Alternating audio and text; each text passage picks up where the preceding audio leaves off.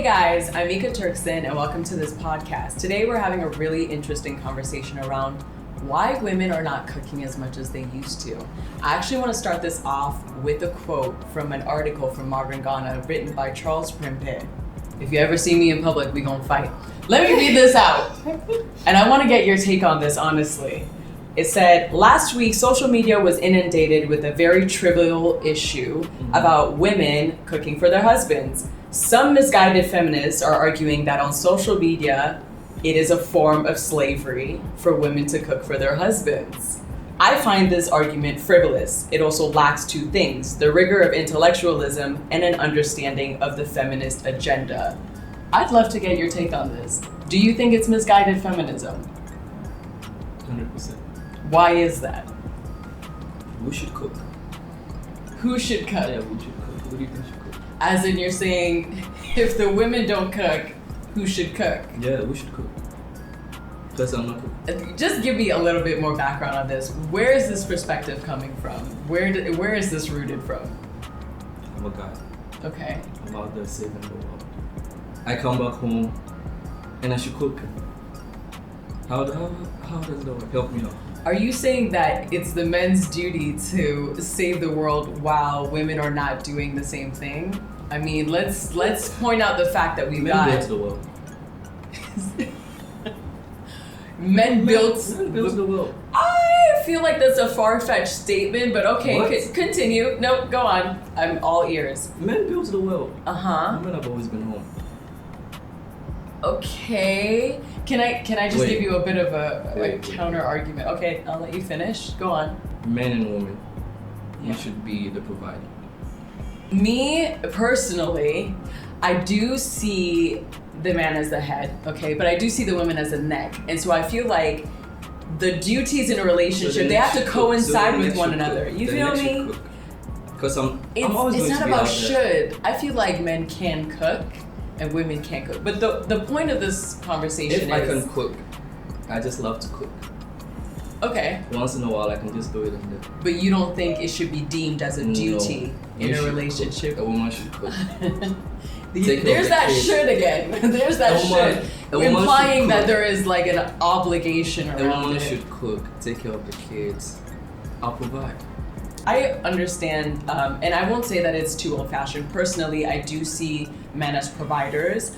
I don't to pigeonhole women as homemakers only, because I grew up in a household where my mother was the provider for a time in my life. Very rare. So it isn't rare. There is exceptions to the rules. Very rare. Okay. Very rare.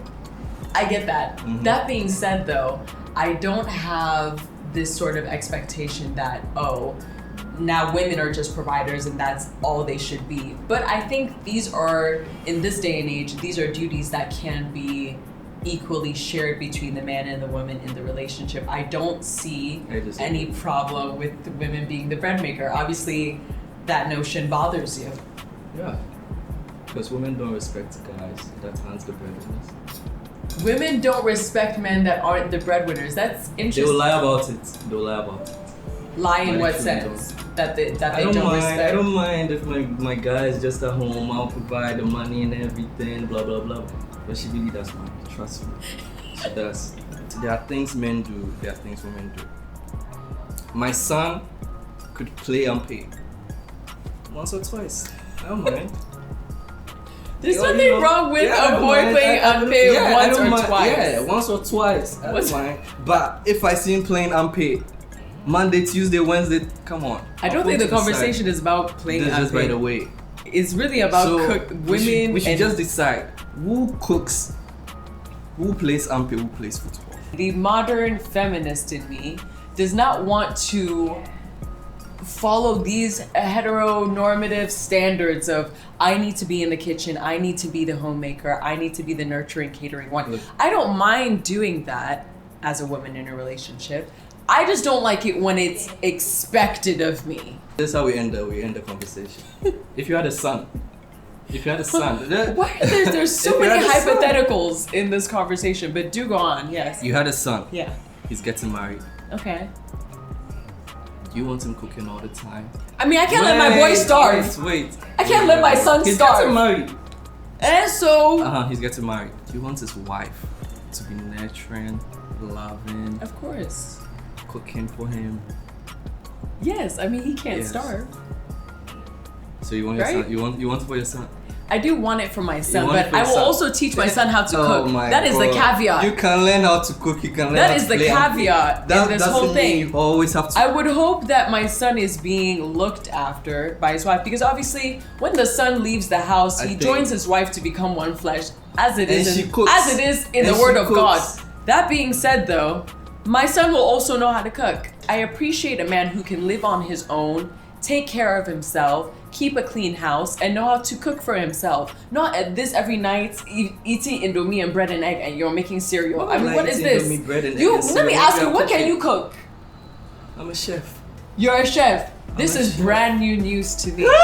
This is news. I'm a chef. I'm sorry. Did anybody else know? My mom. Did anybody else I'm a know? chef. You're a chef. Top 3 dishes. Just don't even think about it. Just full banku jollof. Hey! How do you make the banku? Shutting it down. How do you make the banku? Is it the pre-made flour, or are you getting the kondo and everything? That's another story. We'll get there. We'll get right back to it. We'll get back to it. Anyway, guys, thank you for joining us on today's conversation, as fired up as it may have been. We hope to see you guys soon. And I do want to hear you guys in the comments section what you think about this subject. Get back to us and let us know. Have a good one.